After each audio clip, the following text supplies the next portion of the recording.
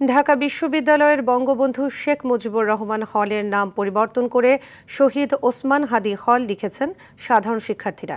শনিবার রাতে হলের প্রধান ফটকের ওপর থেকে পূর্বের নাম মুছে নতুন এই নামকরণ করা হয়। শিক্ষার্থীরা জানান, ৫ আগস্টে আওয়ামী লীগ সরকারের পতনের পর হলটির পূর্বের নাম ভেঙে ফেলা হয়।